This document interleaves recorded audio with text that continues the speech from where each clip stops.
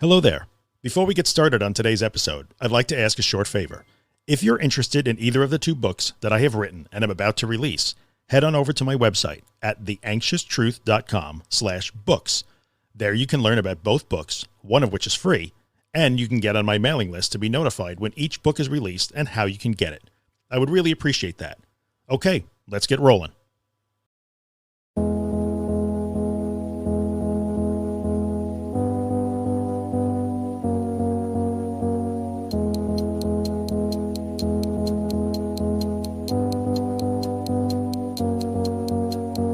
How does it look? You're clear now to me. Just wipe my nose and my trousers. Okay. Just start with two huge, And we're nasty live. nose wipes. All right, ready? A little silence for I editing. might gonna leave that bit in. You should cool. just wipe my nose on my Just- trousers. You gotta yeah. put that in there. Yeah. So good. All right, ready? Mhm.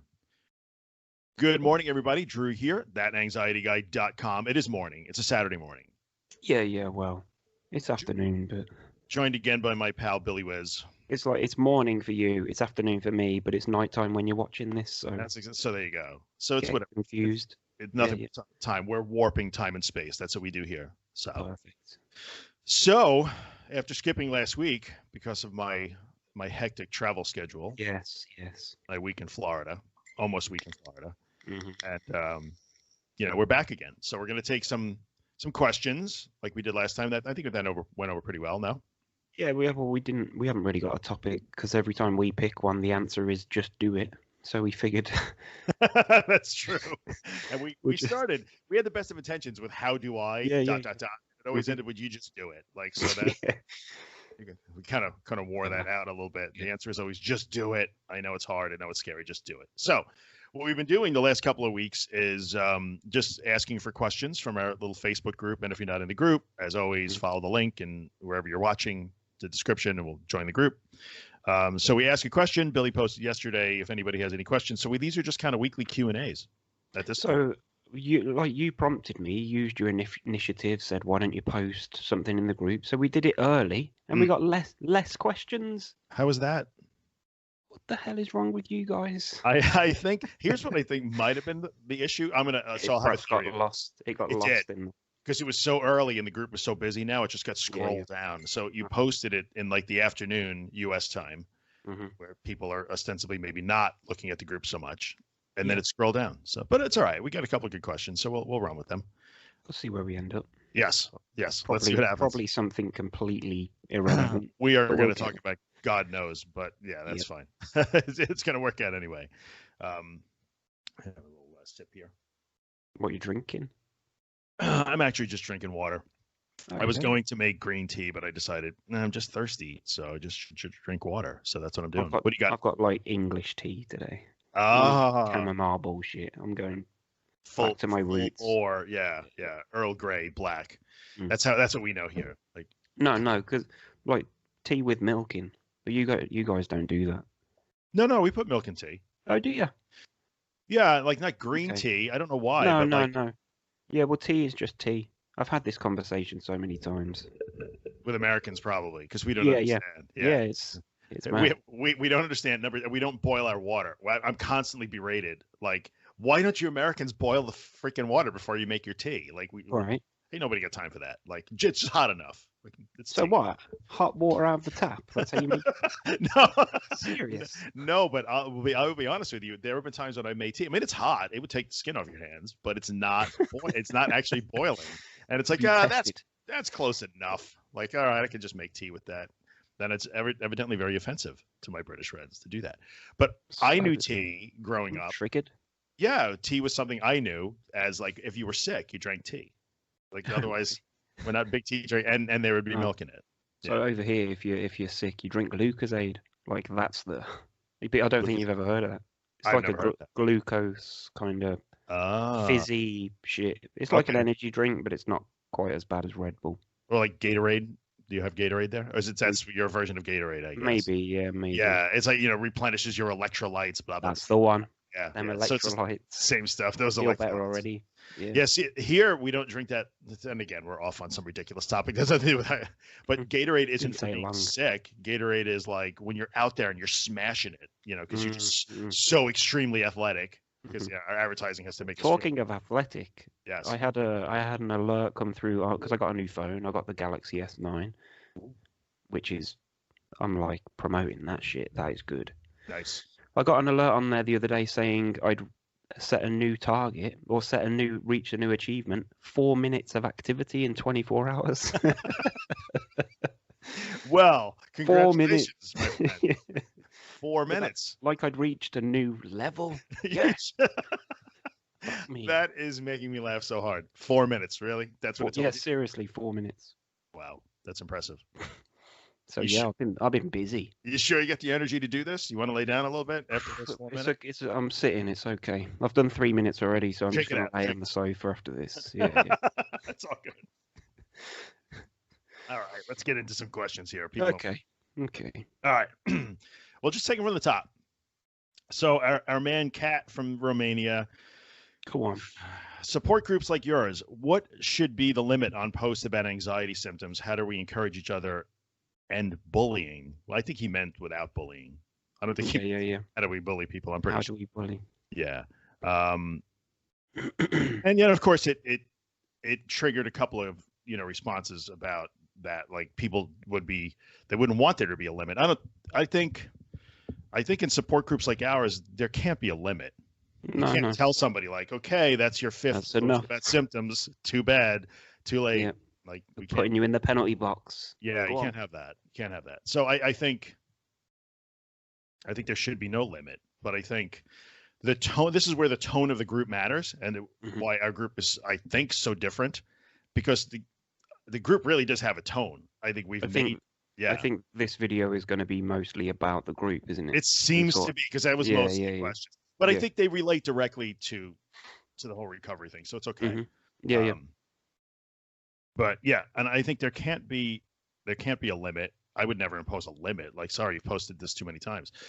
But it depends on the tone of the group. Some groups are just that you join will just be all about that. So you could spend 2 years in that group talking about being dizzy, and people will Yeah. be happy to do Yeah, that. yeah. And join you with, me too, I'm dizzy too. And Mhm. okay, that's fine.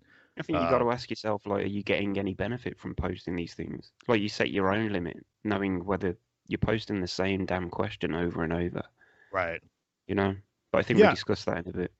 Yeah, we do. Yeah, because there's another question that comes up like that as well. which Yeah, is yeah. Similar kind of thing. Mm. And maybe we should skip to that one, and then we'll come back.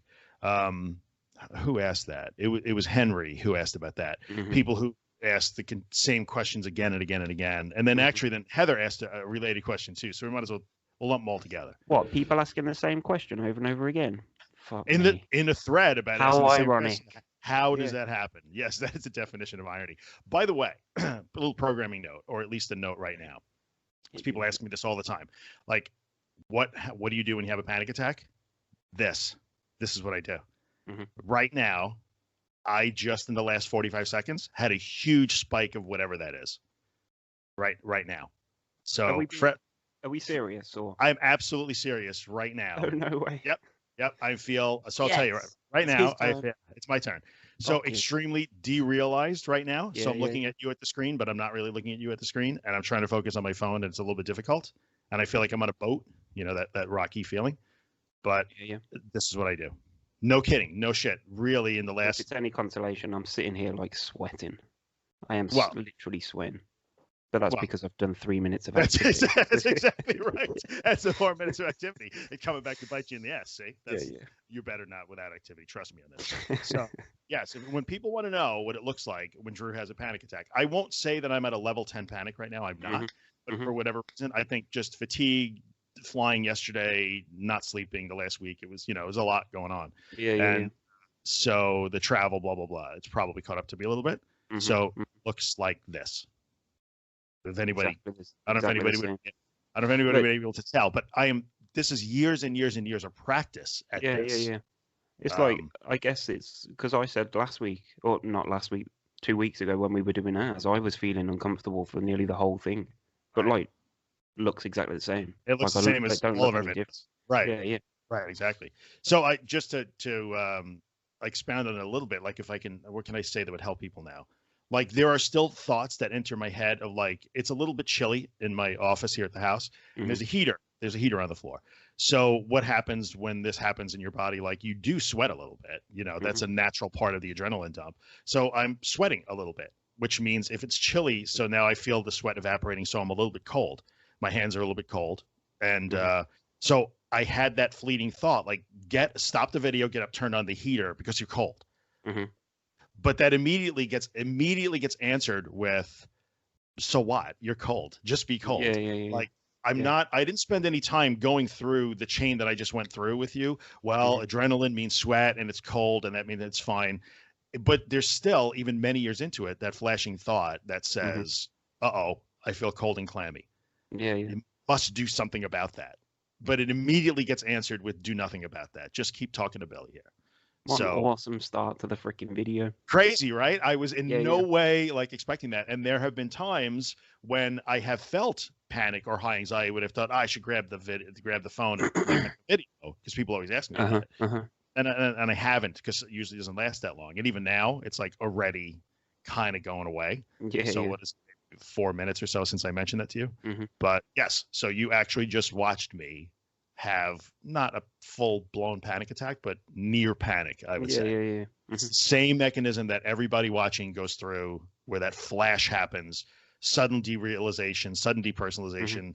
My heart started beating really quickly. My breathing you might be able to tell I'm breathing a little bit differently, I'd have to possibly. I'd have to watch it back because Yeah, yeah. I had no idea. You can't stop that. Like your breathing's going to change a little bit because of the adrenaline and stuff, Mhm. and just that feeling of like I I should shut this down and Yeah, yeah.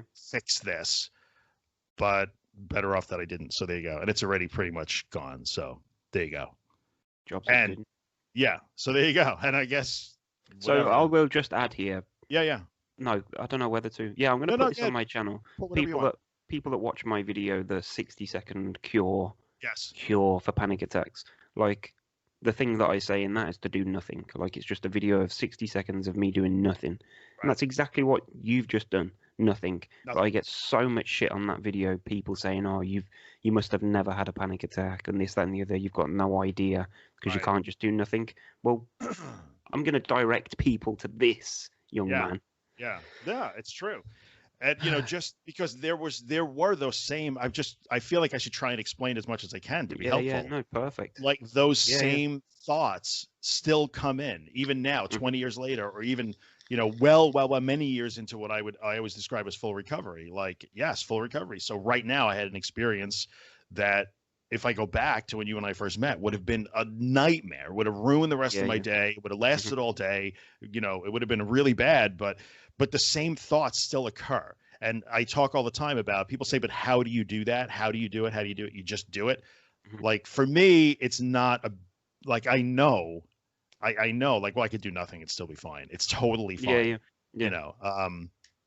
because I know that there's nothing really wrong, but I know that because of experience of doing I this was gonna say, yeah, yeah. so many times. I Mhm. always knew logically that there was nothing wrong, but until Mhm. you have the experience of do nothing and still be Mhm. okay. Mhm. So there's that, but the same thoughts still come. People always say, well, I don't understand. And that's how we talk about like the meditation thing with Susan and learning that skill of Mhm. knowing, like this is a skill of knowing where you want so I could have either put my focus on, I feel a little bit dizzy, or focus on, why does Yeah, yeah. Billy look so weird to me now? And why am I sweating? And why, well, People sorry, always that say came that. out wrong. But why do I feel this way? This is, oh my God, I could have focused Mhm. inward on all of Mhm. those things. But at that point, I can make the decision to say, no, my Yeah, yeah. focus, I want my focus to be on doing this task that we're doing. And I Mhm. am able to, over many, many, many, many years, it didn't take me years to get there, but over many, many opportunities to practice this and using meditation and things like that, could put my focus from like, oh, it's screaming at me here. And I Mhm. focus on it for a half a second.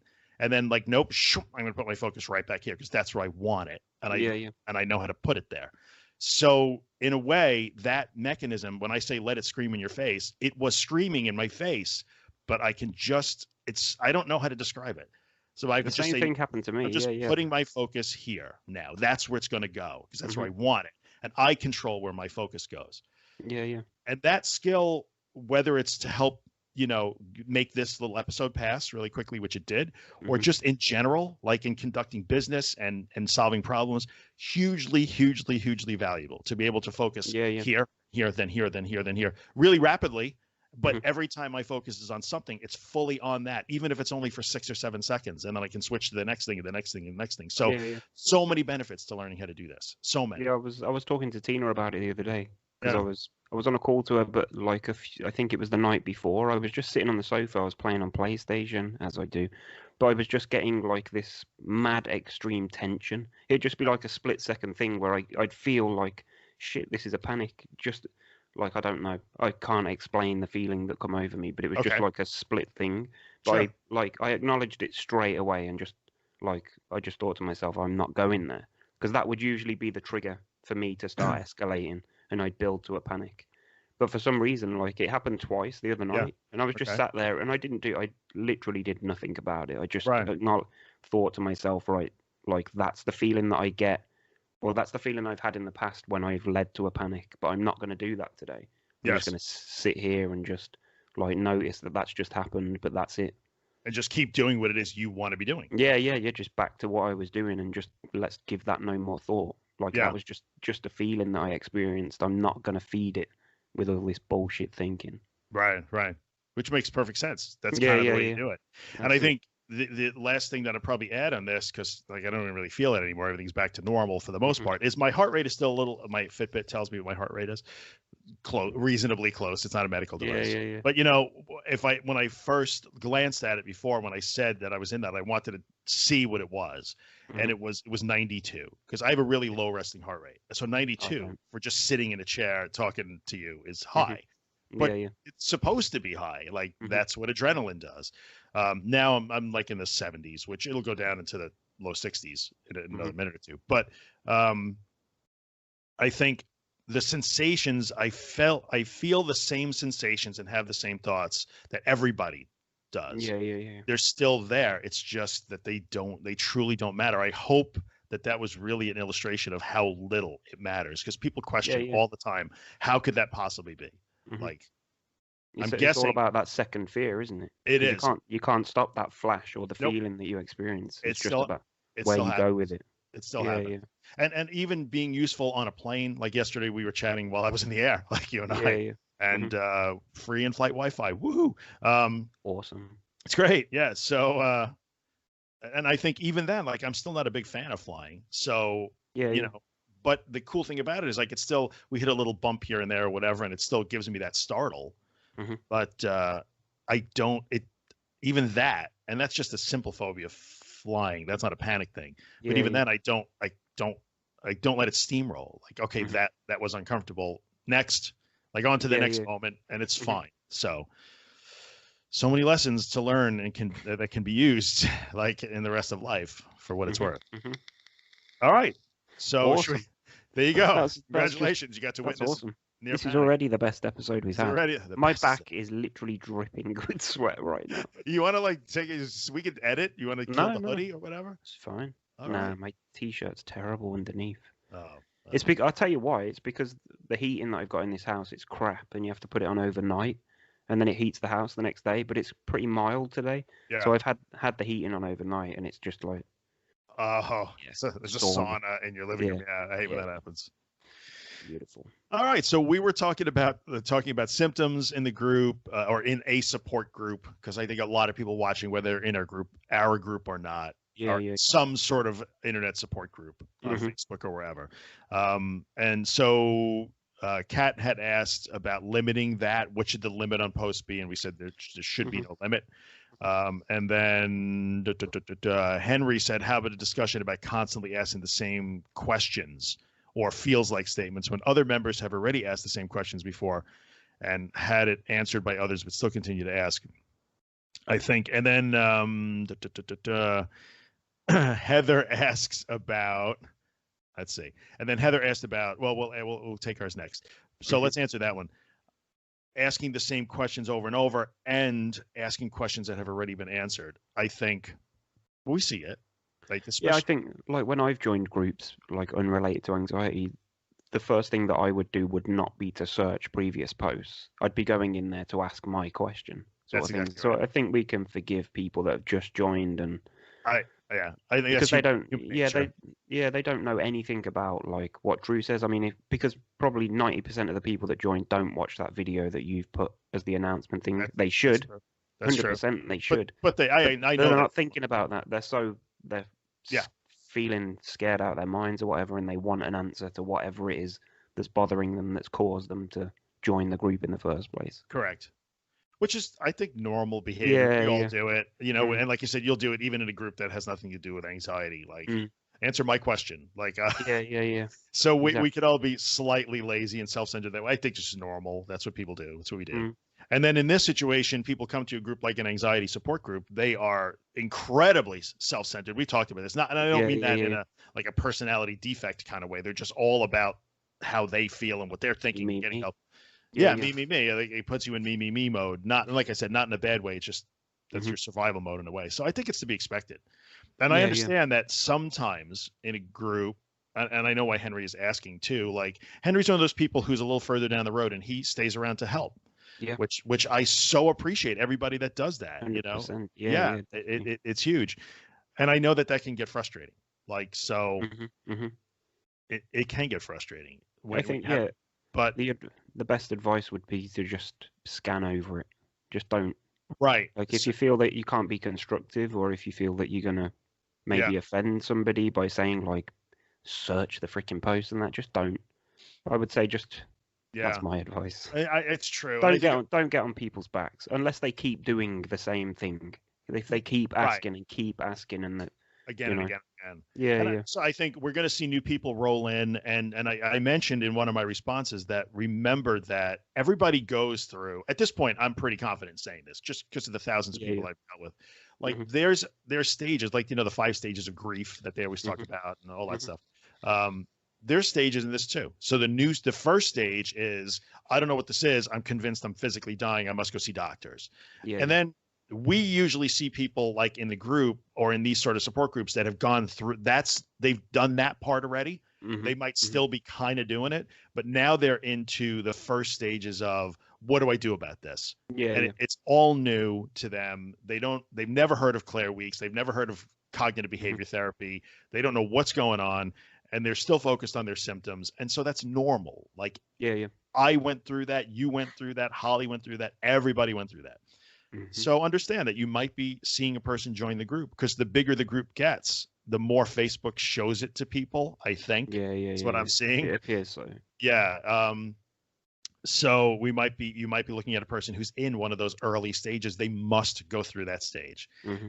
And I think what happens in our group sometimes, and I think this happens, I don't have any real data because I haven't followed anybody specifically, but I think some people who are in the early stages, they hang around for a while, they listen, they watch what goes on, they start to get the gist of it, and then they begin to participate. Or it's true that some people show up in that early stage, they are the ones that maybe ask the questions again and again and again and again and again. Yeah, They yeah. they maybe get some feedback from people trying to be helpful, pointing them, trying to steer them in the right direction, Hmm.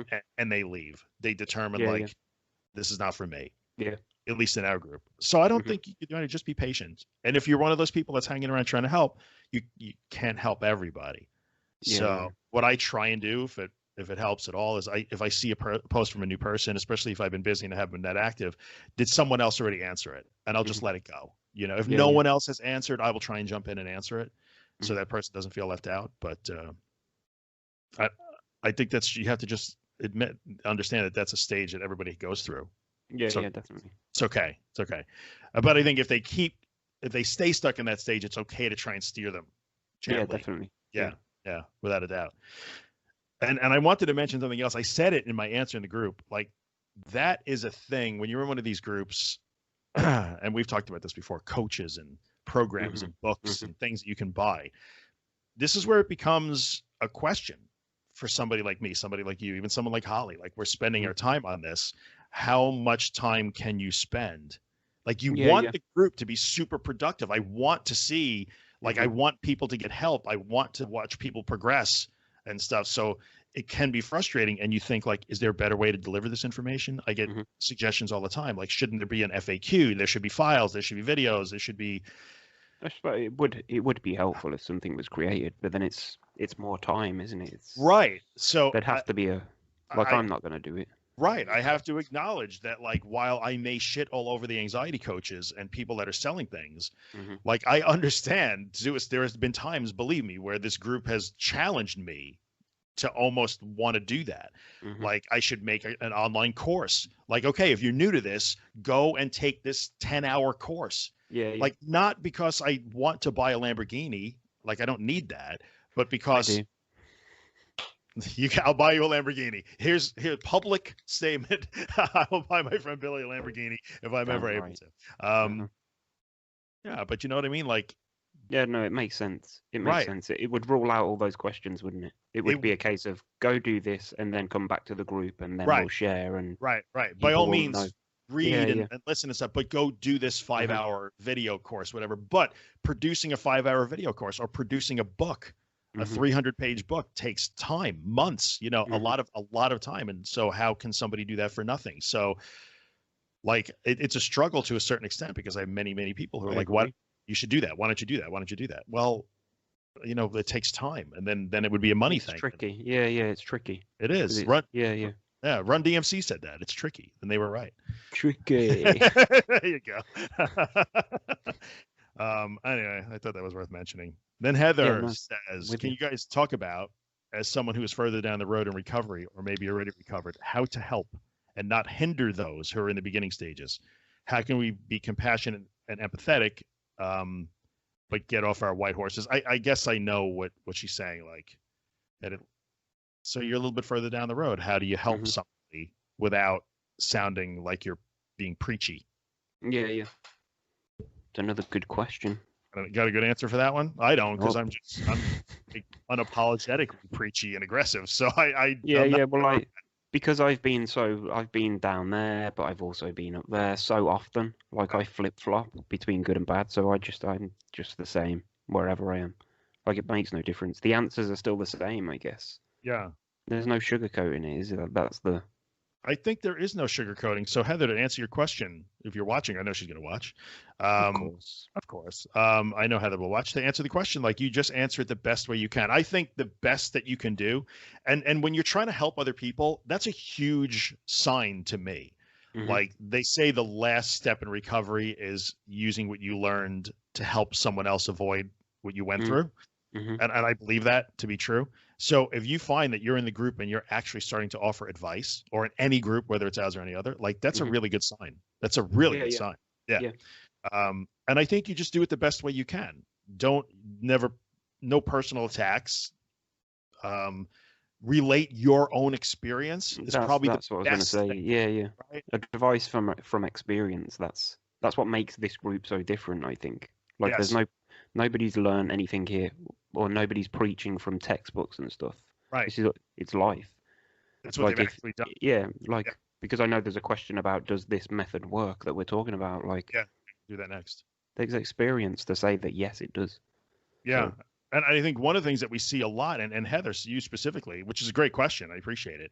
Mhm. Like, I think Heather's posts, when she digs in and offers somebody advice or answers someone's question, Mhm. she is almost always relating it to her own experience. Like, I did Yeah, this and it didn't work, Yeah. so I changed to this and it is working. Mhm. And I Yeah. think there's never a problem saying that. I very rarely have ever seen anybody say, be condescending or mean. Like, I think it's more valuable to the person that's posted the question in the first place if they get a response from somebody that can completely relate to it.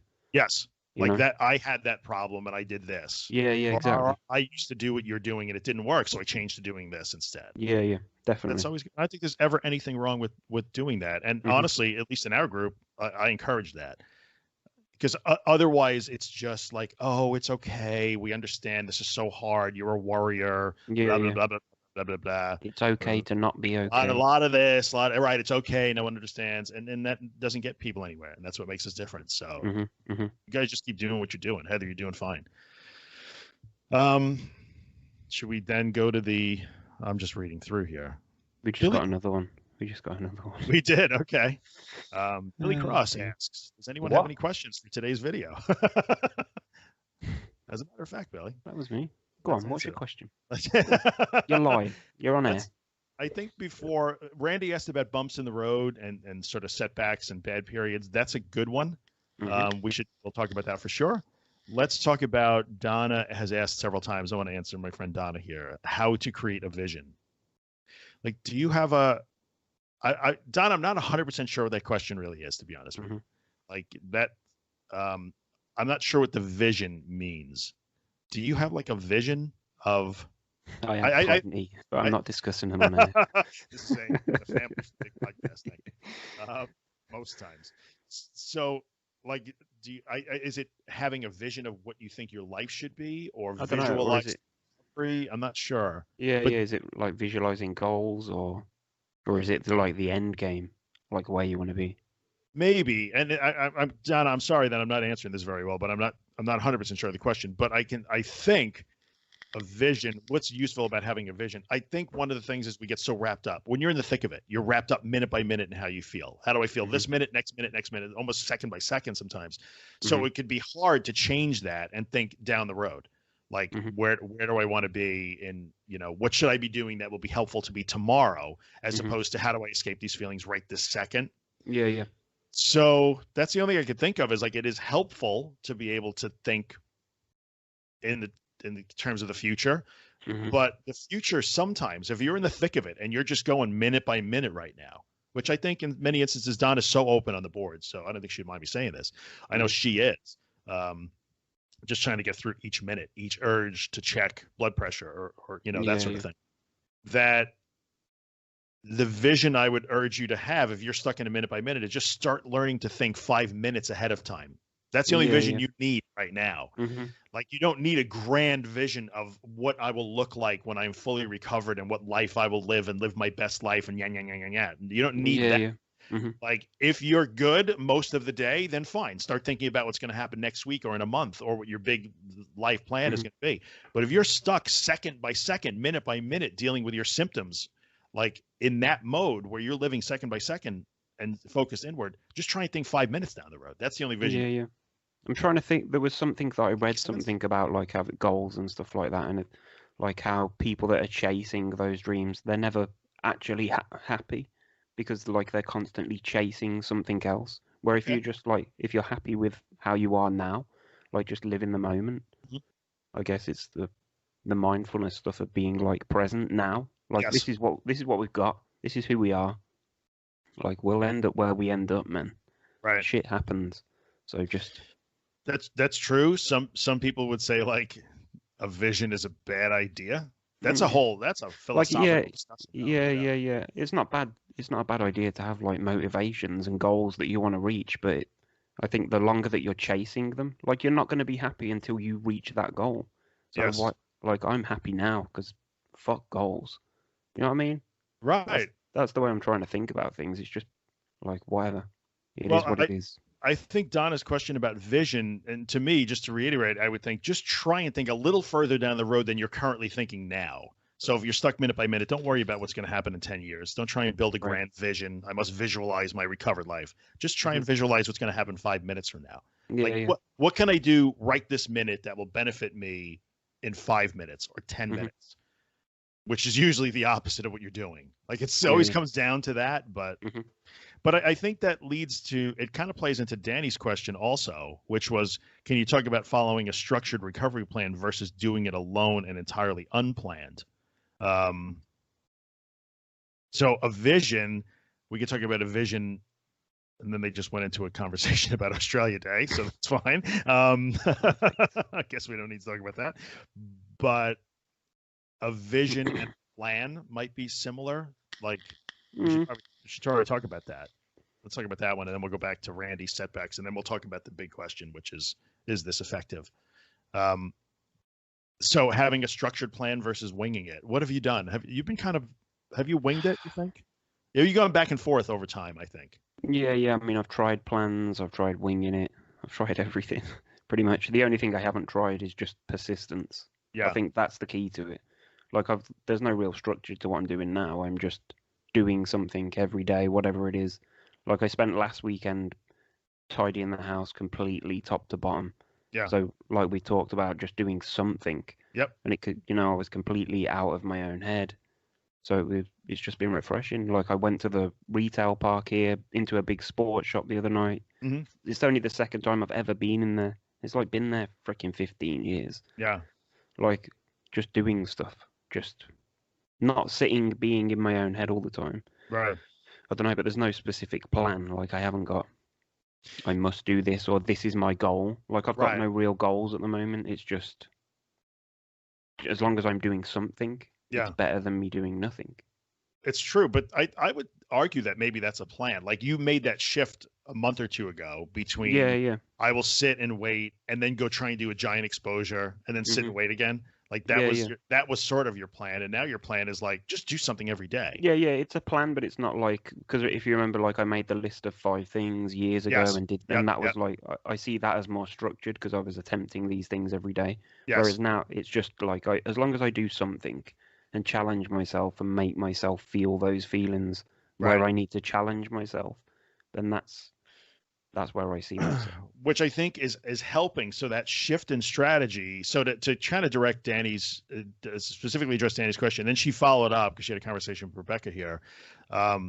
Keen I awareness. noticed vaping was mentioned. In what? Yes, they were talking about vaping, and I guess in another thread on. I want to mention Rebecca's video too because I think it was really good. It seems a lot of people don't know or don't have a graded exposure plan. She's talking about graduated. Yeah. In the U.S., we call it graduated exposure, Mhm. or have been made aware of their safety behavior and their avoidance. Mhm. Like they don't know. So we're painting in very broad strokes in these videos, and we talk in the group in very broad strokes. But we rarely ever get to the very specifics of this. And so I think Danny makes a good point here. Like there does need to be at least a strategy, if not a plan. Some people do better with like, okay, today I will go to the grocery store, tomorrow I will do this. And that's fine. Yeah. If you're that person, that's a good thing to do. But I think more so than that, a plan of exactly what you will do is understanding the systematic nature of this process. So even though, Billy, you don't really necessarily have a plan that you're following, you do have a strategy now that's different than your old one. Yeah. And that strategy definitely plays into the systematic nature of the process that we're all living in the same system. Yeah. Whether you know it or not, we're all living in the same system because we all have the same brain functions. But so your strategy, you got to pick a strategy here that acknowledges that this is a systematic process. It's a gradual process. And we always talk about taking small steps often as opposed to big steps once in a while. Yeah. And I think that awareness that says of what you're actually doing, you're extinguishing safety behaviors and building and putting other behaviors in its place. So just saying like, okay, I'm going to do my exposures. Do you understand what the exposures are actually accomplishing? Yeah. And I think many people don't. I mean, yeah, they just. It's just a general idea of like, well, I know I have to face the fear. So general concept must face the fear, but then they wind up white knuckling through it, just bearing it, or not even understanding the things in their lives that they're avoiding. So this is not we should probably we could probably do a series of videos just on this. Yeah. Like, really get down. Yeah. Well, we did one like how intricate. to make a recovery plan, but the real actual nuts and bolts of like, what are you actually accomplishing? So when you go out and go for a walk that is difficult for you, what are you actually doing in that walk? The mechanism that you're following, because understanding that probably matters, and it would change people's perspectives on the process too. It's so much more than just face your fear, which sounds like one of those amorphous, like be a warrior and go toward the fear and be courageous. Yeah, you need that to do it. It gets tiring. It gets tiring just doing that, and that's why people lose motivation a lot.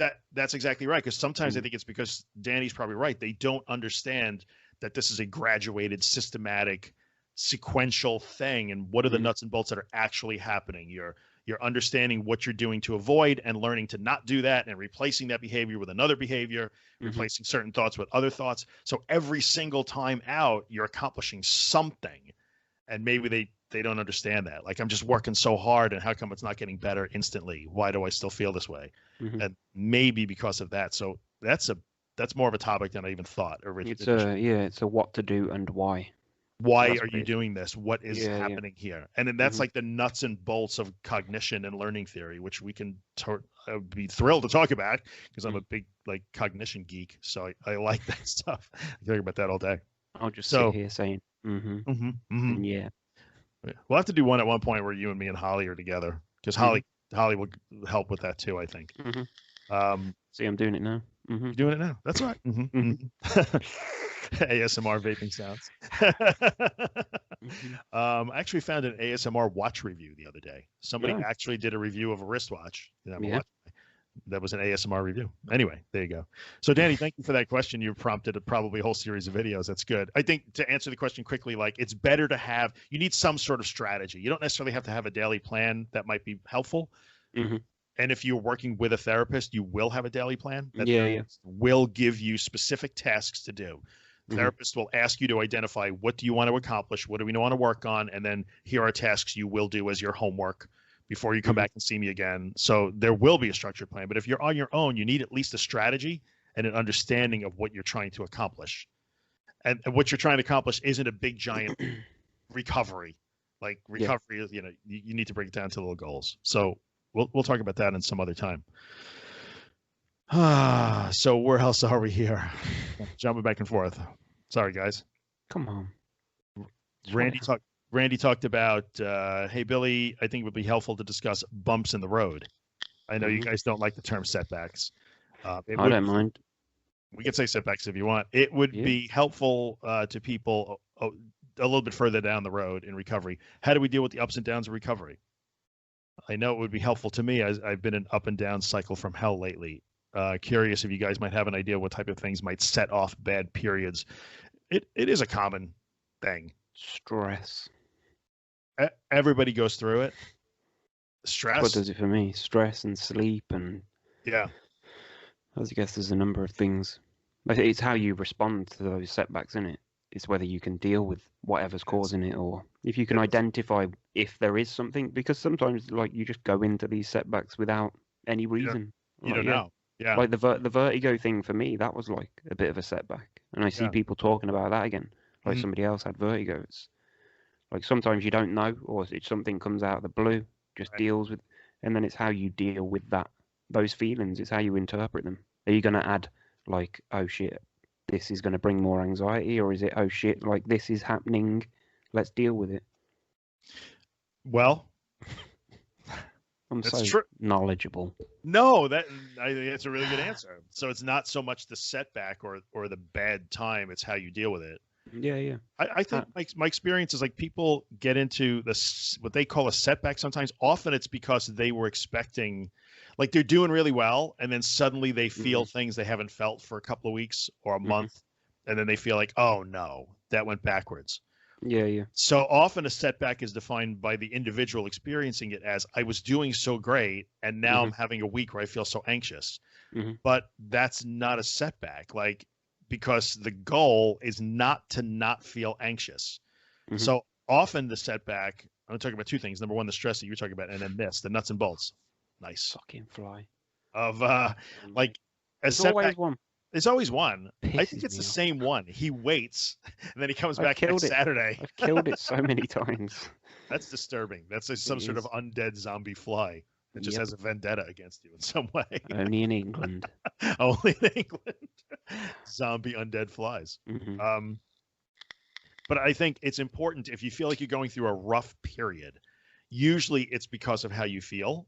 And remember that the goal here is it's not to feel different. That's the secondary outcome. I mean, it's the outcome everybody wants, but your target here is not to change the way you feel. It's to change the way you react to how you feel. So if you're doing great and you're out and you're pushing it, and like all of a sudden you're in the supermarket and you're getting back to work and you're doing things and you went to a birthday party and all these cool things are happening. And usually the happiness is I'm doing it and wow, I didn't even panic. Like, okay, that's awesome. Yeah. It means you are making progress. But then you have a bit of a panic and then you start to feel anxiety for a few days and suddenly it's like, oh, I'm backwards. But you're not backwards because those things must happen. And when they happen, the progress is measured by, do I just go back and sit on the sofa again until I feel better? Mhm. Or do I just keep going even though I feel this way because I'm less afraid of how I feel this time? Yeah, yeah. And I Realizing that you're in no danger. Right. So it's never if your goal, if you think you're getting out and doing this work because you will change how you feel, then you have the Mhm. wrong goal. Mhm. Like you need to be doing the work even when you feel badly so that you change the way you react to how you feel. That's how. Yeah, And yeah. and I can only just say, well, trust me, after many, many years of Mhm. this, like, and many, many, many millions of people who do this process, like those things will happen sometimes. You just watched me have a near panic attack on video Mhm. 15 minutes ago, whatever it was. Like that can still happen to me. But the difference is, who cares? Like, Yeah, yeah. and so that's your goal. You're trying to get to where you can have a panic attack on video while you're doing this Mhm. thing and no one would even Mhm. know. That's your goal, not to never panic again Mhm. or not to ever feel anxious, anxiety again. Yeah, But then yeah. but then the other thing that could set up the setback is like you said, stress. Just people lose track of like there's the anxiety disorder that you're working on and then there's Mhm. just being alive, like Yeah, yeah. your boss is an asshole or like you lose your job Mine or you're is. having money problems. Huge. Me too. He's the worst. You having money problems or your kids are driving you crazy, whatever it is. Yeah, Like yeah, yeah. we forget that like life events get entangled in this disorder. So like, Mhm. oh, I hate my mother-in-law, she makes me panic. No, she doesn't. Like Mm. your in-laws don't make you panic, your boyfriend doesn't make you panic, your boss doesn't make you panic. They are stressors. And Mhm. when you're in the midst of an anxiety disorder, you panic over that. Yeah, yeah. You turn life stress, and as you go further down the road, those things will begin to separate and it'll get clearer. Like Mhm. I have an anxiety disorder, I'm afraid to drive, and my sister-in-law just said something nasty to me and I hate her. Those are two different things. Mhm. This Do you will want to always talk about happen. it? Well, do I have to name names? Just- I don't want to name any names. Nah, but they're right. Like these are two different things. Like there's Yeah, life yeah, yeah. stress, and then there's this thing that you're working on. Mhm. And they first start like you can't separate the two, and then over time they will begin to Yeah, like I think that's where I'm at. So you can differentiate between the two. right.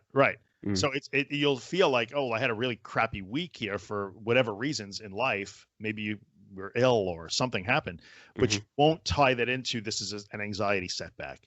That Yeah, will yeah. get better as you go. So the Mhm. advice is just keep going. Remember what the goal is. If you Mhm. start to feel badly again after having 2 really good weeks or 3 really good weeks or a month or two that are good, and you feel bad this week, just keep doing what you've been doing the past 3 months. Yeah, yeah. Even though you feel that way, it doesn't Mhm. matter that you.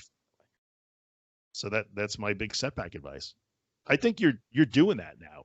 It seems. I don't know.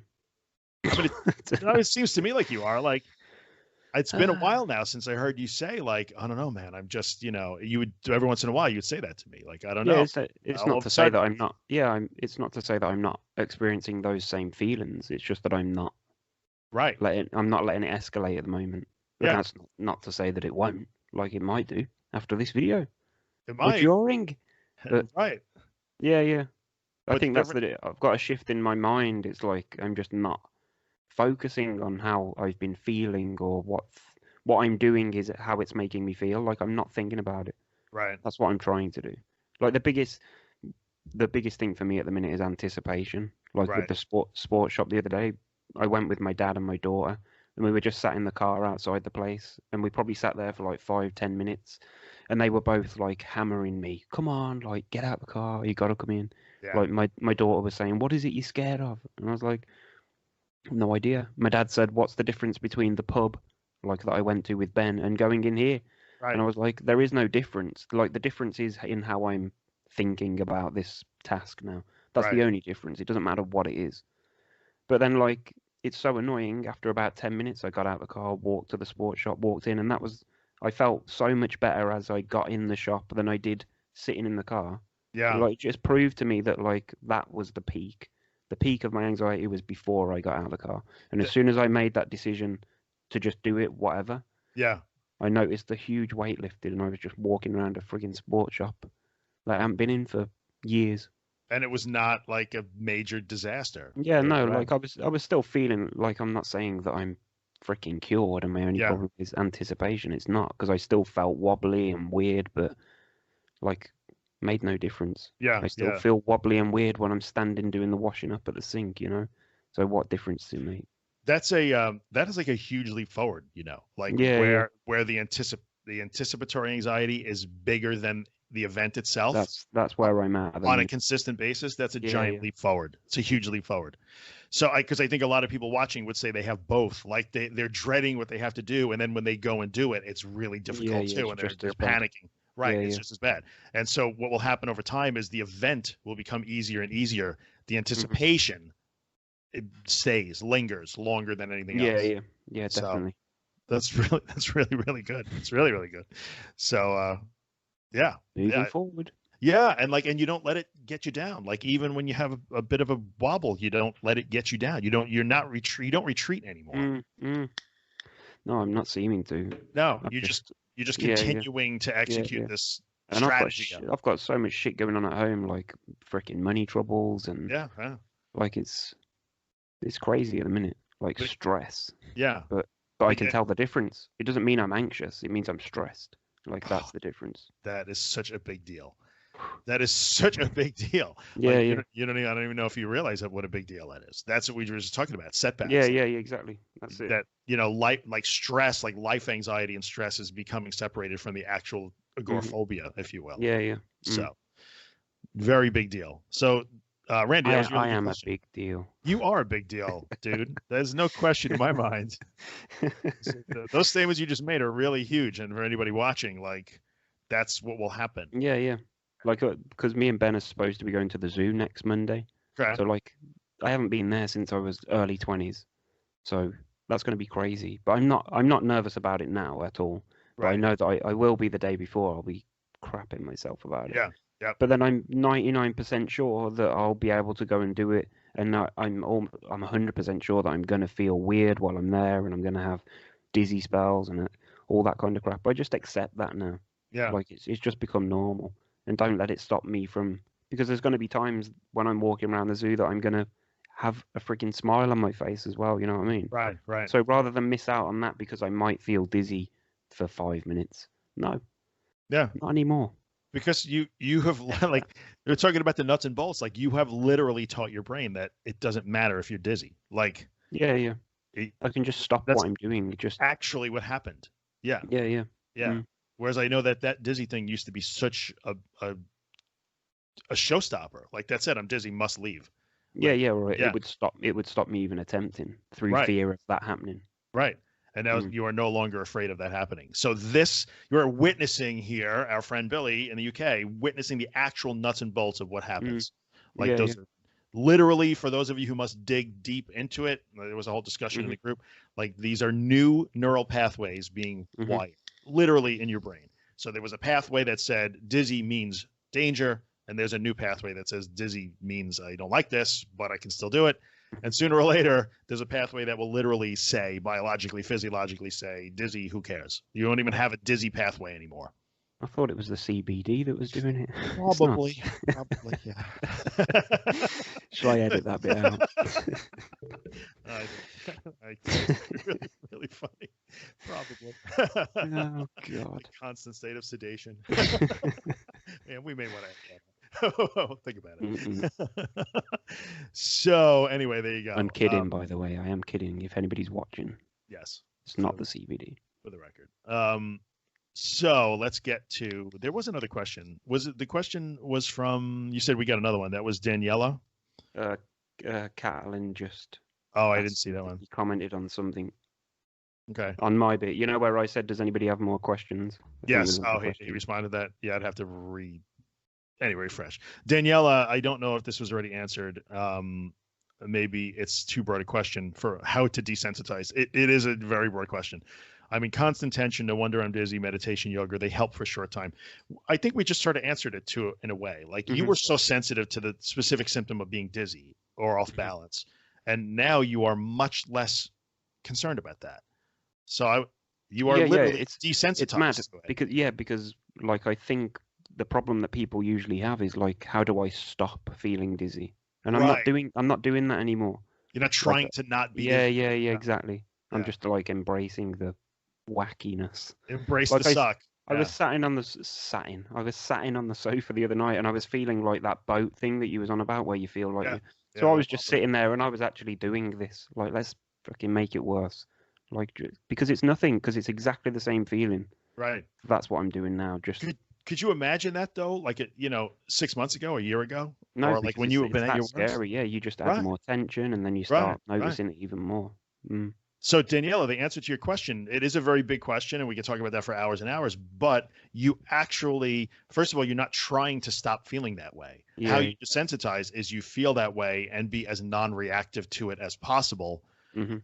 And I know it's super scary and it's dizzy and all that stuff, but you're trying to make it go away. So when you say meditation and yoga help for a short time, you're probably saying I feel better for a short time, but then I feel this tension again. Yeah, yeah. Right. So tension is a thing, like when you're under constant tension, which you are when you're in the Hmm. thick of this problem. But you're not trying to change the way you feel. You're just trying to change the way you react to how you feel, and that literally will retrain your brain to not worry about those feelings. Hmm. So if you've watched Billy tell a story about being dizzy, by the way, dizzy, somebody posted, I don't remember who it was recently, and I think it was yesterday, that their neurologist had said to them, I guess, they were talking about that dizzy. I'm dizzy. I Yeah, feel like yeah. they were talking about feeling like they were on a boat, I believe. Yeah. And their neurologist had said, if you can stand there with your feet together and put your arms apart, and you Uh-huh. can actually stand there, you do not Hmm. tip over and hit the ground, Hmm. then there's nothing wrong. That's anxiety dizzy. And I Uh-huh. thought that was absolutely brilliant. Hmm. So, but here's the problem. When people get dizzy or that anxiety dizzy and off balance, the last thing they will do is to stand there still and put their arms out to Yeah, invite more dizzy. yeah. The problem is if somebody does that and they still feel dizzy, they're gonna think, "Oh shit, it's not anxiety." That Right, means, right, the neurologist didn't say if you could put your hands out and stop feeling dizzy. He didn't say that. He or she, it could oh, be sorry. if you can just stand there and If do you that. can do that, if you can do that task and stand there with your arms straight out and your feet on the ground, and you do not literally topple over or Hmm. stumble into the wall, you can stand there. Doesn't have to be perfectly still, but if you Hmm. do not fall down or spin and wind up on the ground or bump into the wall because you Hmm. literally can't stand up, then you are not dizzy. Like Yes. you are just feeling that anxiety symptom. So that's not a thing to make dizzy go away. That is a Yeah, yeah, yeah. great thing. But what you're doing, if you feel dizzy, what most people do, I know when I would feel that, would be Hmm. close your eyes and tuck in, right? You're trying to Yeah, get yeah, there. yeah. Most Hmm. people react to dizzy that way. React to dizzy by putting your arms out. And if you Hmm. really wanted to get crazy, you could probably put your head back, but Yeah, yeah. that's much more difficult for sure. Hmm. Um, so that is how to desensitize that. So to address the symptom of dizziness, that's a cool test, Yeah, yeah. and it adds objectivity. So Hmm. instead of like this feels like, nope. The only fact you need to know is I'm standing upright with my arms stretched out, and I am not falling over or not crashing into the wall. Yes. So that's objective, and you're also desensitizing yourself to being dizzy by doing that Hmm. because you're inviting more dizzy in. Yeah, yeah. So Daniela, that's how you desensitize. Just let it be there and don't react. So there you go. What did Kat say? Should we ask him because we're going to get into Let's have Rebecca's a look. question. It's the biggest one. You said he responded to when you asked if anybody has more He questions. said, I didn't see that. how toxic pleasing people and being a yes man is for your anxiety and recovery. How toxic pleasing people and being a yes man is for your anxiety and recovery. Being a yes man. I mentioned Yeah, that years ago. Do you remember when I mentioned that I was being a yes man? Like when somebody, if my ex was saying, "Do you want to go here, there, whatever," I was just saying yes. to And everything. my daughter had a Viking Day at school. Do you remember that? I That remember was talking about years this ago. Viking Day. Yes, I do But remember. she never, my daughter stopped asking me if I wanted to go to any like school events or anything like that because she knew it would always be a no. But for some strange reason, she just decided to ask, "Will you come to Viking Day?" And I was like, "Yes," and I went. So I don't know. I don't know what the answer to the question is. How I is being a yes man? It's good and bad. bad. It is well, it is good or bad. And Yeah, yeah. okay. So It I think depends what what he's the asking is question is. right. The question, I think, if I'm reading it correctly, is, or if you're reading it correctly, because I'm not Probably literally not. reading it. How toxic is that? Like, if you're trying to please people and be a yes man all the time, is that bad for your anxiety? Well, That's like a more of a personality Oh thing. my That's God. goes back to that same thing where we have This to is why separate. Drew reads the comments and I don't, you see, because we'll Well, be answering all kinds of questions. up next, how to change the oil on your Subaru. Yeah. Yes, man. Mhm.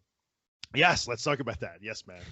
And I think there are two different things. See- That's that thing where like life stuff and the disorder. Like sometimes there are people out there who are more prone to want to please people and make people happy and be a yes man. Like that's just your personality type, or it's your propensity in life to do that.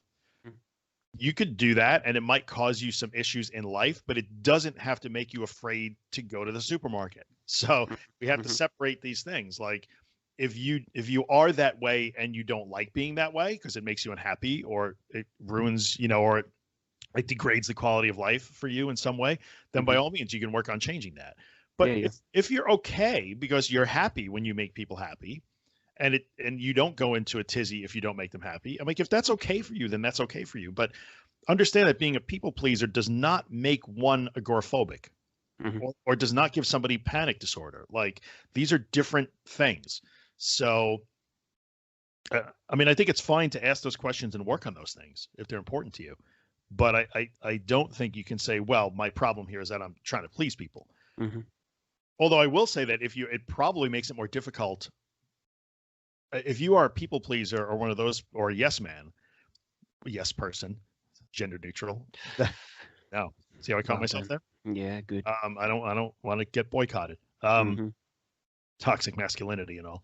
If you are a yes person and a people pleaser, you probably feel like this is more of an insurmountable problem than other people do, because you are not only feeling like this thing is keeping you down, but you're also feeling like you're ruining everyone else's shit. And Yes. I think we see that, like, I've ruined my family's thing. I'm ruining my kids. I'm ruining my husband. I'm ruining my wife. I'm ruining this. Like, no, because you want to please people. And so when you can't, you judge yourself really harshly. That could be an impediment. Like, you got to get past that. Yeah. That's my best answer to that question. Like, in a way, it's about you. It's not about anybody else. Like, don't worry about what everybody else is thinking about your anxiety disorder. You have to work on you. And they will come along for the ride, whether they like it or not. Like, that's it. Yeah. And if you take the ride and you're successful, they'll be happy for you. People in your life that love you. So there you go. So that's my answer to that question. Yes, man. So good. All right, let's tackle Rebecca's question. Let's do it. And we're going to talk about Rebecca's question. We're going to talk about Rebecca's video that she made. I don't think she'll mind. She put up a video. So it was really, really, really good because about my post about hiding behind trees. So I'll make an admission. You didn't see it? I didn't watch all of it. I watched up until she vaped and then I had to switch it off. That's it. I'm hanging up this call. It's just the vape. She stole your vaping. By the way, no vaping in any videos. It's Billy's. It's copyrighted. Yeah. I believe it's copyrighted. I'm not sure. Come on. What if this isn't the way? We embrace this as the method here, and yet many psychologists and therapists haven't even heard of Claire Weekes, and some say CBT does not work for a whole myriad of reasons. Okay, what if they are right and you are wrong? Just incidentally, I'm not saying that, just a question. What if this isn't the way? I've spoke to my doctors and stuff about Claire Weekes, and they'd never heard of heard of her. I'm going to say that the vast majority of therapists have never heard of Claire Weekes. Yeah. Like, let's just put it out there. As much as I admire her work, and many people in the group do, and it's helpful to them, you're not going to encounter a whole lot of medical professionals or mental health professionals that know who she is. That's okay. Yeah, though. well, number one, she doesn't spend a shit ton of money on marketing and that. Like, ask them if they've heard of Barry McDonough or Charles Pissin Linden. Right. You can bet your life they've heard of him. Especially in the UK, they've probably heard of Charles Linden, where he's huge. Yeah. I get it. Mm-hmm. So, I mean, understand why have they not heard of Claire Weekes? That is not an invalidation of what she says. So there's two things going on here when it comes to Dr. Weekes. Like, number one, there was never a marketing machine behind her. There's still not. So the organization Claire Weekes Publications is run by two people, like her niece and grandniece, like in Australia on their own, like doing what they can do. They don't have a marketing team and a publishing company and, SEO experts and podcasts. They don't have that. So it stands to reason. And she did her work way before an era where that ever happens, which is fine. But the other thing to remember is, number one, that doesn't invalidate what she said. Number two, none of what she says she invented. Like, she just took those. She's essentially talking about graded exposures, graduated in vivo exposure. She is using all the concepts that come along with cognitive behavioral therapy. And you'll find names like Beck and Ellis. And if you're trained in psychology, you've studied that, you'll know these names. Like, these are the fathers of CBT, behavioral therapies, and their variants. Like, she just applied those concepts to this particular problem of panic disorder and agoraphobia.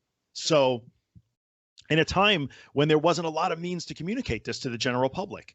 So, you know, this was stuff that was studied in universities, in labs, and papers would be written about them. And only other psychologists and behavioral scientists would read the papers at conferences. There was no internet. There was barely TV and radio in some cases. Yeah. And so she didn't invent this. So the Claire Weekes method is not something that she came up with out of the blue.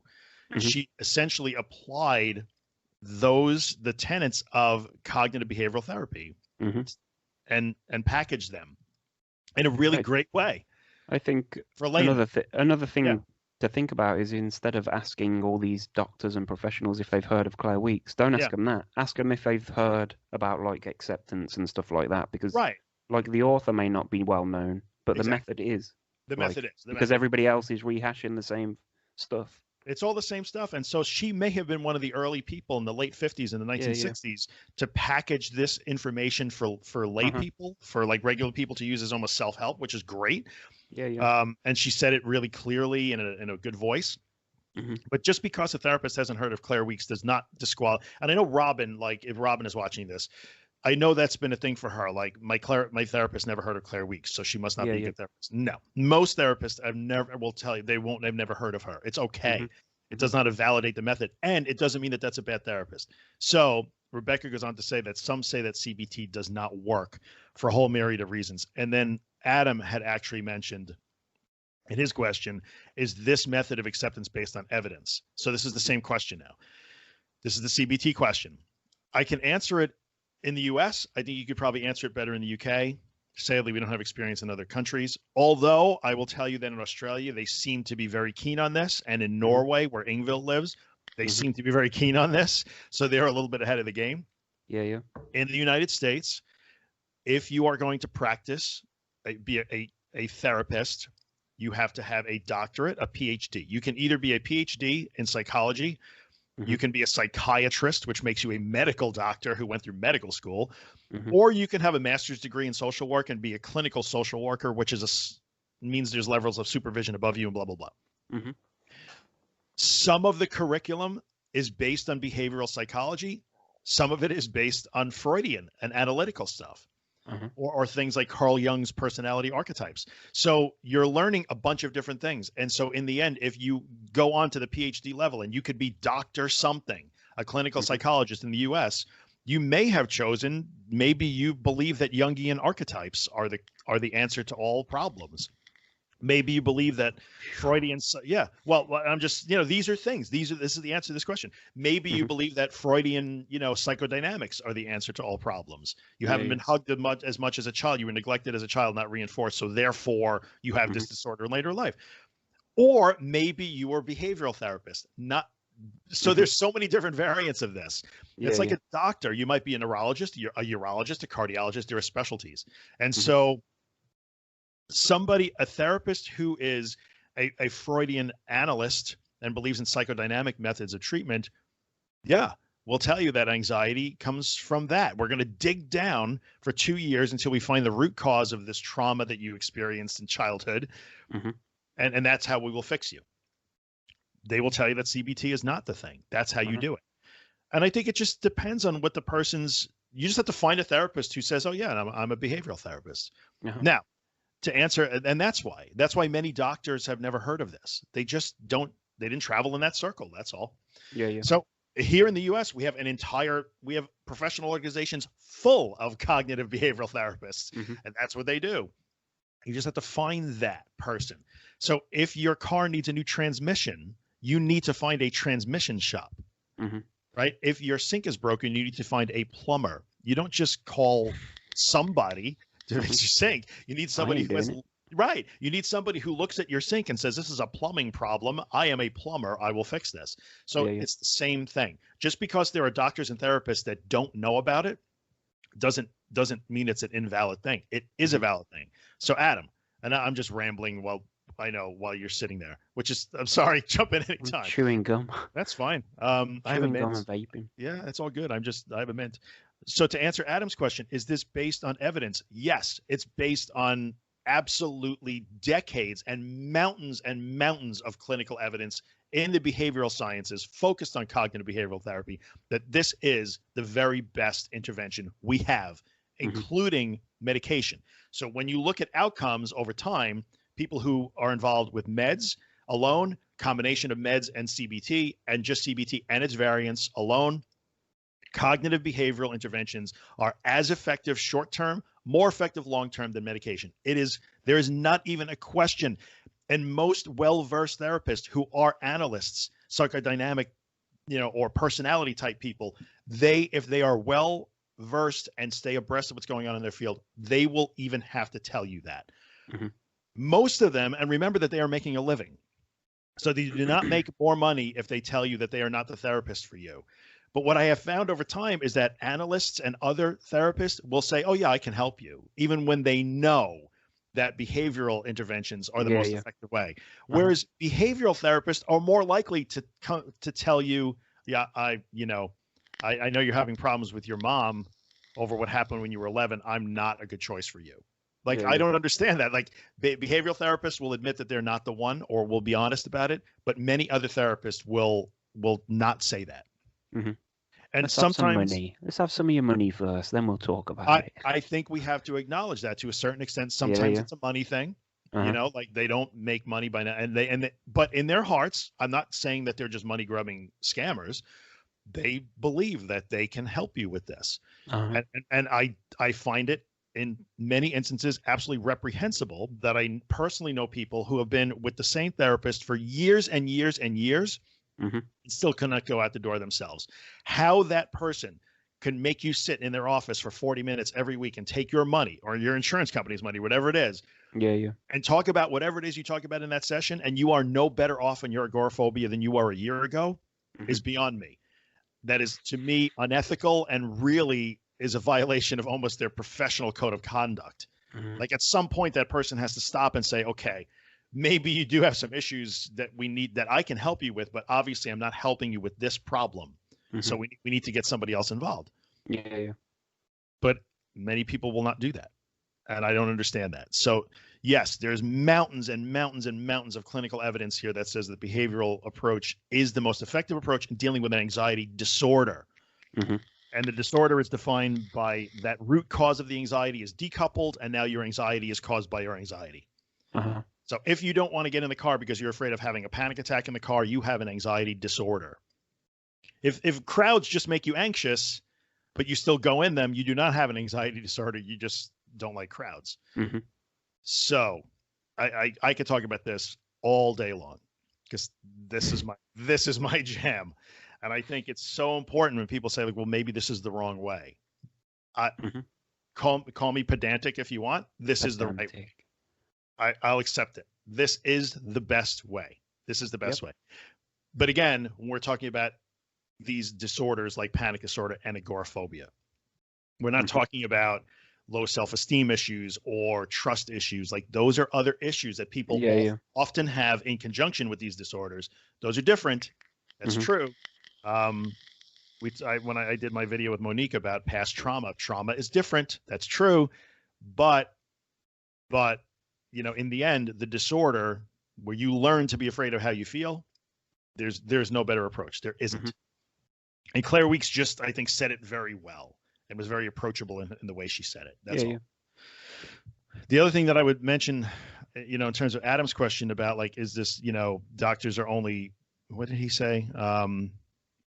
Almost recommend antidepressant tablet instantaneously, which is true here too. If you go see your general practitioner here in the United States and tell him you're having panic attacks, most likely that doctor is going to want to get out his prescription pad and just say, here's a benzo for when you panic, and here's an antidepressant. It'll take 2 weeks to work and you won't panic. Why do you think that is? It's the fastest way. Yeah, yeah. It's the fastest way. Maybe it's Yeah, the yeah. cheapest way. I don't know. And I think medicine is a business, and even if you have socialized medicine like you guys have, it's still a business. Like the British government is paying for that and must manage. Isn't it one income of versus the outgo. biggest industry in the world, isn't it? Pharmaceuticals. Pharmaceuticals, yes. And here's the thing. So even, and we don't have to get into a healthcare debate because please don't start a healthcare debate in the thread. Oh, I was just about to. But like, so here's two different things. We have for-profit medicine here in the U.S., which I think many people find reprehensible, and we could talk about that if we wanted to one day. And you have socialized medicine, or in Canada, or I think Australia has socialized medicine, where everybody just gets healthcare because we don't leave people without healthcare, and that's great. But the pharmaceutical companies are not socialized. Yeah, you right. still pay for medications over here. In any country, whether they're in the U.S., where its profit is like religion here, or they're operating in the UK with a socialized medicine system, even though the government of Great Britain is the British government is paying for your healthcare, somebody has to pay GlaxoSmithKline for those pills. And so in the end, I think the pharmaceutical company exists outside the bounds of whether it's for profit or they are for profit, no matter what country they're in. Yeah, yeah. And if you really want to know, in the UK, they charge less for that tablet than they do in the US, because in the US, they can. The market lets them charge more. So the pill costs more in the US than it does in the UK or in Canada or in Australia, because they can here. And in the end, I think if you're a doctor, that's what you know to do. You write a prescription and you give somebody a pill that you are told will fix them. And they have so many people. I was going to say customers. Doctors have so many customers come in. They have so many people go through the door. Like, they've got to get these people out. Like, they can't sit and explain the ins and outs of CBT and how it works. That's exactly right. And then there's so many, like, the numbers are staggering, the amount of people that are being referred. Like, the waiting lists are already crazy off the charts. For CBT. Like, yeah. Yeah. And I think what you're running into there is the same problem we have here in a way. Like, there's a limited number of therapists that specialize in that. But I think in your system where it doesn't matter, everybody gets access to healthcare, which is great. It's not bad. It's a good thing. I hear so many stories of people in the UK that go through CBT that was not really CBT. Like, you could tell. I was talking to Holly about this the other day. Like, you could almost tell this person, I think, wants to help. They've chosen to be in that profession. Like, they're not making it up. But like, their CBT training was like, they did a week retreat where they had to go through the CBT module to be approved by the NHS, and now they're doing CBT, which is not a thing. This fucking fly is gonna get it. Did you get him? Yes. Nice. Save that, man. That's free protein right there. I feel like I do that every. It seems that episode. way. Yeah, there's a fly buzzing you every single time, man. Got a fly infestation. I'm gonna have to start taking the trash out, and that's what it is. I have to sweep the maggots to the side. Just push them away. It's all good. God. So I think it's a big topic. I could just rant on it, which I have now. Yes.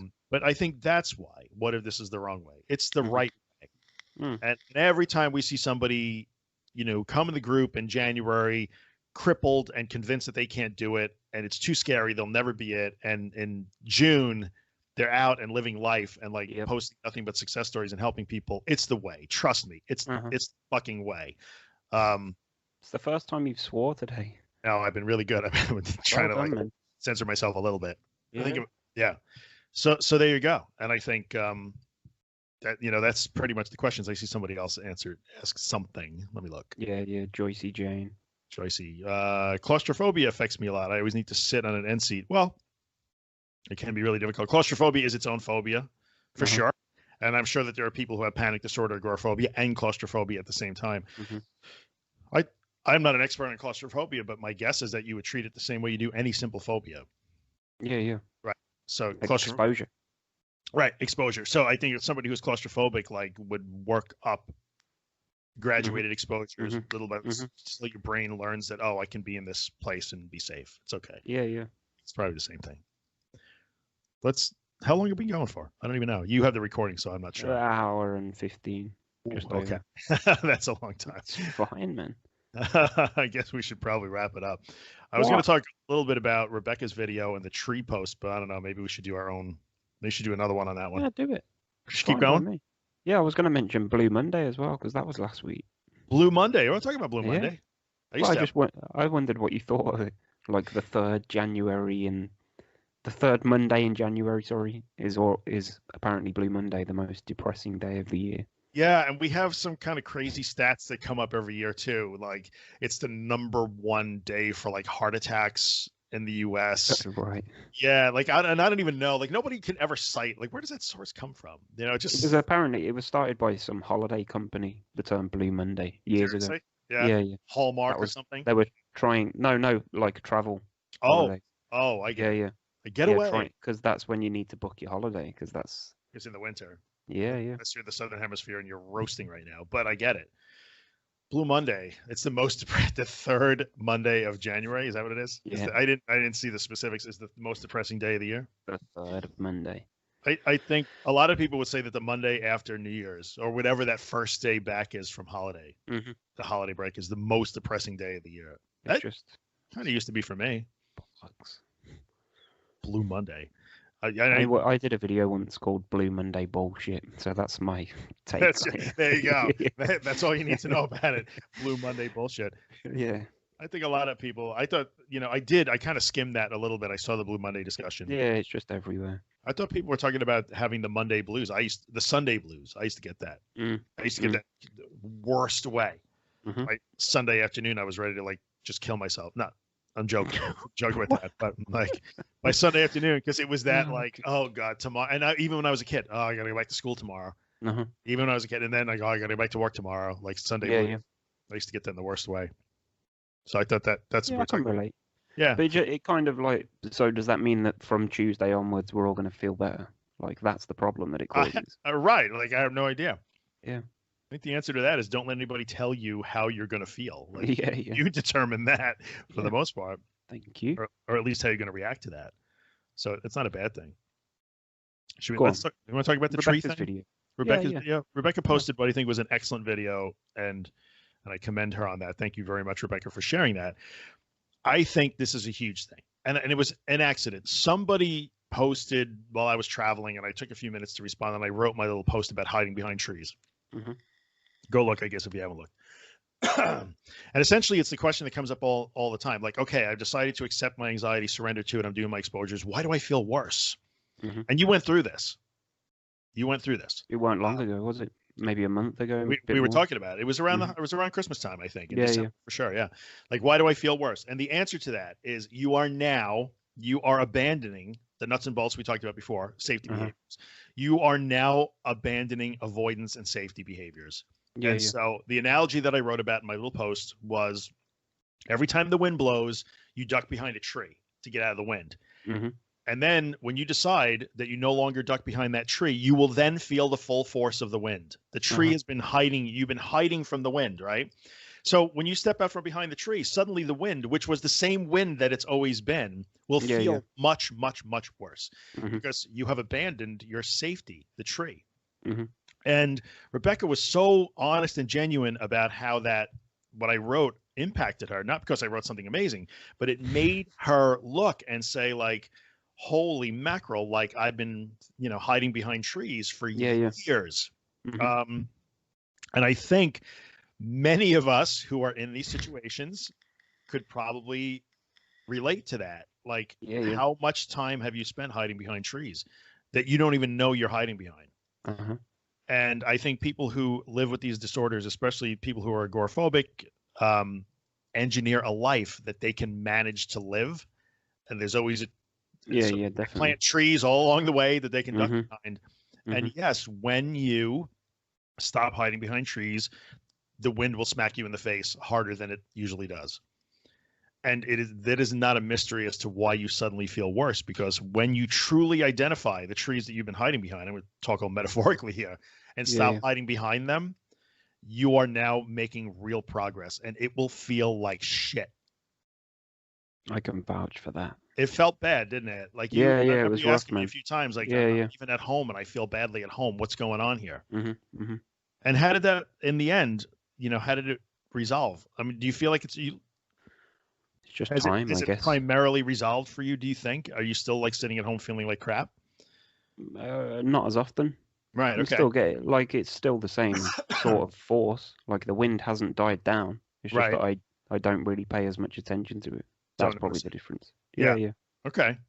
So I think it's so important to understand. I'm not saying I've got bad wind, by the way, if that's what people think. You know, it's funny The because wind hasn't died down. It still stinks in here, man. and I think you guys use wind slightly different than we do. Right. And I had to glean that from listening to Rebecca talk about, like, no, I'm not talking about that kind of wind. I'm like, oh, I get it. I understand what she's saying. Yeah. But the breeze, I don't know, guys. Sorry, I didn't mean to make a British, like, gastrointestinal joke. But I think it's a thing. Like, another one, it's the wind. That's what it is. Someone's texting me to tell me about it. It's windy out here. Probably. So I don't know. I think it was important to throw this in here. Like, I'll probably make my own video rambling about it, to be honest with you. But for anybody who's watching now, like, when you feel like, why have I accepted this yet I feel worse? Two things are going on. Number one, you think that when you accept and surrender, it'll all go away quicker than it really does, and it won't. It's a long process. And number two, like, if you really are diligent about this and you really look at all of those safety behaviors and avoidance techniques that you have developed in your life, you will probably be surprised at how many there really are. I think the analogy is perfect. Like I was sitting here thinking about it when you were just saying it. And that's exactly what it is. Like when there's no tree. You're feeling it. You feel the it's the same wind that has always been blowing. Yeah. It's just that you're not hiding from it. You're not hiding from it. You step out into the wind and you will feel that full force. And what will happen when you don't hide behind the tree? Your face will start to get cold. Your skin might get a little dry.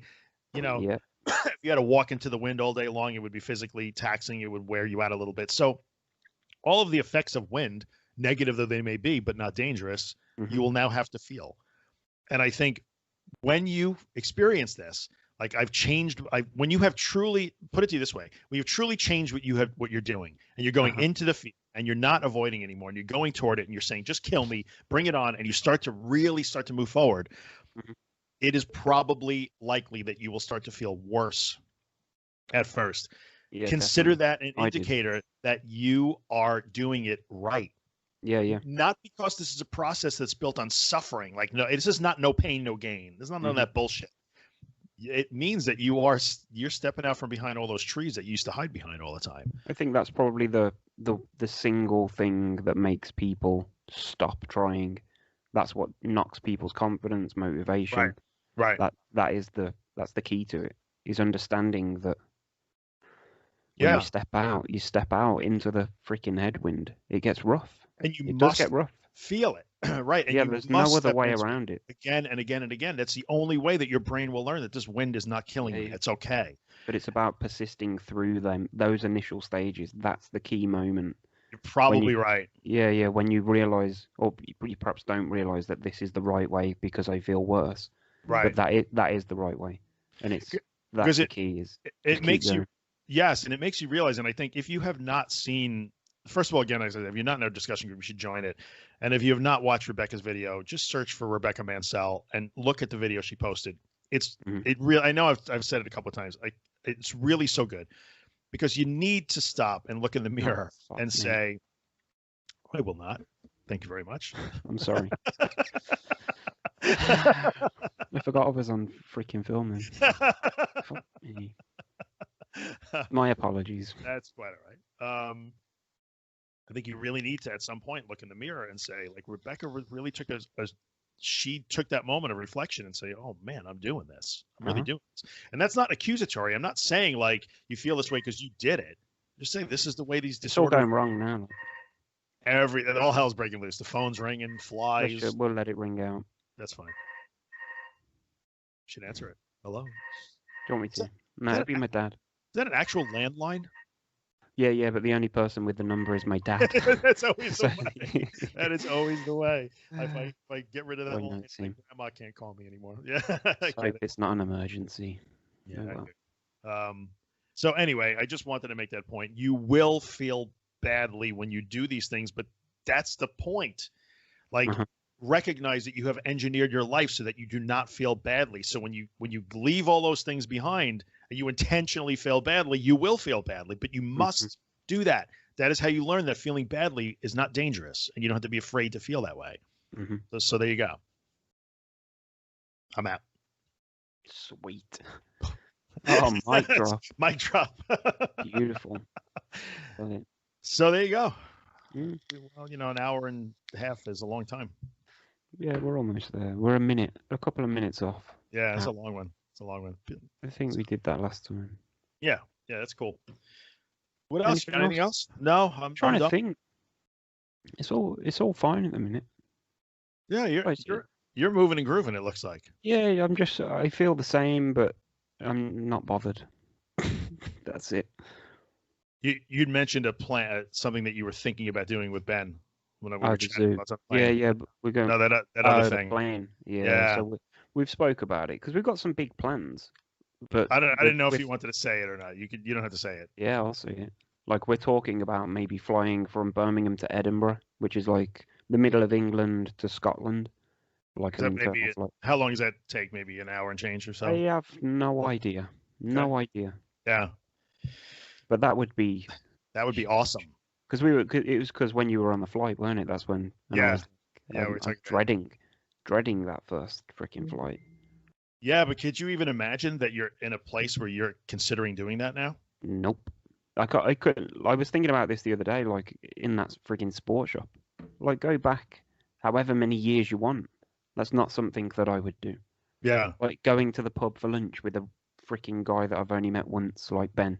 You know what I mean? It's just weird progress. Good but things. You don't really notice. You don't notice how much progress you're making. That's the thing with me. Like I'll just go. I went and put fuel in the car the other day and didn't even think about what I was doing. It was just like, this isn't a challenge. Yeah. But wait a minute. 2 months ago, I'd have been sitting at home thinking about this for hours. You just did it. See, this is the way. Say it again. This is the way. Yeah. That would be a big deal. But I think the reason why I kind of prodded you to see if you wanted to bring it up is that's another good indicator. Like, what are the things you were thinking of doing next? Like, you're actually considering the idea of getting on a flight and flying to Scotland. I mean, that's freaking amazing. Want to go and watch a footy match? Soccer? Yeah. You guys? Yeah, that's got to happen. Yeah, whatever. Watch Birmingham. Oh, when they go and play in Edinburgh, that would be awesome. No, just go and watch Birmingham at Birmingham. Like go to the ground and actually do watch that. again. Okay, I thought you were talking about. There'd be like nearly 30,000 people there. Like that's a bit of a big deal. Just a bit. It is, but you know how to build that. You don't just do it. Like you build that. Yeah. Well, because they have like reserve games. Yeah. Or like under 23s or something. So I'll probably go and watch one of them first. There'll perhaps be like a couple of thousand people, maybe. Yeah, sure. That'd be my first step. Or just getting into crowds more into the city center when it's more crowded, blah blah blah blah blah. But you know what to do. Be done. Well, because the thing is, like, come June, when Tina is supposed to be coming over. In fact, I'll say that on the video. Then she's got to. Oh no! Now you're committed, Tina. Yep. Get your ass over here. Throwing down the gauntlet. Yep. So early June, she's supposed to be coming to the UK, but I've got to go and meet her at Heathrow Airport, which is like one of the busiest in the world. It is huge, apparently. Yeah. And that's in London, so I've got to drive there on my own, and like she's got to fly freaking 10 hours across the water. Whatever. Sure. I'm worse than her. It's not that. It's about a 6-hour flight or so. Oh, but she's in Florida, so I'm not sure. Yeah. So that's what I'm building up to. Like that's my motivation. That's. Yeah. I'm just pushing on, just doing whatever. And the way you'll do that is before she ever arrives, you'll go to London a few times, I'm sure. I know. Yeah, like that won't be your first trip to London. No. You know it's up now, so that's cool. Exactly. And then the big goal is like, I want to come visit you, man. Oh, that would be so great. How many years have we talked about that? Well, at some point, either I'm going to end up there or you will end up here. I'm going to come to you. That's true. You get your ass to the U.S. You know what? Even if it's to Florida, which I would totally get that you would choose to go to her before me. Mm-hmm. I would choose her over me too. Sorry, Tina. I just had to make a stupid joke. But I would totally get that. But I would, you come to the U.S. I'll go wherever you are, and we'll do that. That would be cool. It's got to happen. But at some point, I do want to. I really do want to come to the UK. It's just I have many friends there now that I do want to meet, and it's just a lovely place. So I want to go to Scotland. I'm all about Scotland. I'll take you to Scotland. Mate. Nice. We'll go. You, me, and Ben. As long as we can squeeze it into my 4 minutes of activity. We're gonna be good. You may have to ask the Google. So you have Google in there. Hey. Okay. How many days will it take if I only move for 4 minutes? Oh, I just woke up my phone. No. Don't. We don't want to know, really. Can I get Alexa, shut up. 4 minutes. Yeah. So good. All right. Well, I'll let you get rolling because you have 4 minutes of work to do now. Yeah. Trying to shoot 5 minutes today if you can. Yeah. All right, guys. If you have hung in this long, more power to you. Hit subscribe if you're on YouTube. Yes. I still haven't put any on my channel, but I keep getting asked when are me and you doing another video, so I might upload. You should probably upload a couple. But I know I'm lax on People are those. stealing my content. I said. Oh, that's right. That blows me away. My palpitations video. Somebody has stole my video.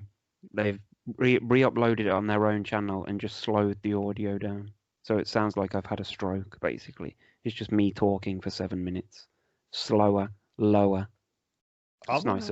When we hang up, I'm going to look now at my YouTube interface. What is it? The copyright tab? And see. Yeah, there's a copyright, and you can see if anybody's copying my stuff. There's a guy that called That Anxiety Guy who's got loads of.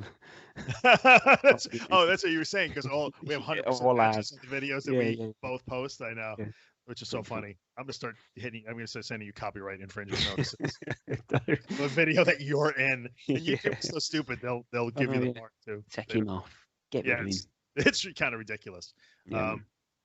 But yeah, that's cool. So I'm going to look at that too. I did find once, by the way, that I found there's a video that I made while I was driving.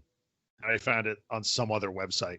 So I turned off external linking just because I was like, that was years ago.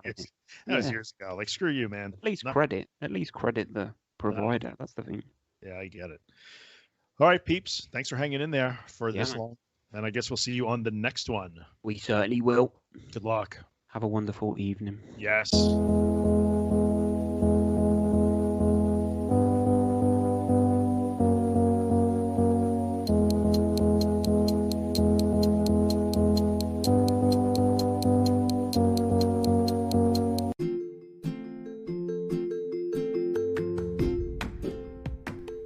Hey, what's up, guys? Drew here. In the 5 years that I've done the podcast, I've never had a sponsor. But now it's time for me to put in a little plug for the day job, the business that I own. And that business is Managed WordPress Hosting. So if you have a website and it runs WordPress, and you'd like WordPress hosting that makes WordPress faster, more secure, and way easier than you ever imagined it would be, then check out Helix. You can find us online at imhelix.com. That's IAMHELIX.com. We took a long time to build Helix. I'm super proud of it. It works spectacularly. We take really good care of our customers, and I promise we would take really good care of you too. So if you're in the market for WordPress hosting that will blow your mind, check out Helix. I would appreciate the consideration. I thank you for coming by and listening, and I'll see you the next time.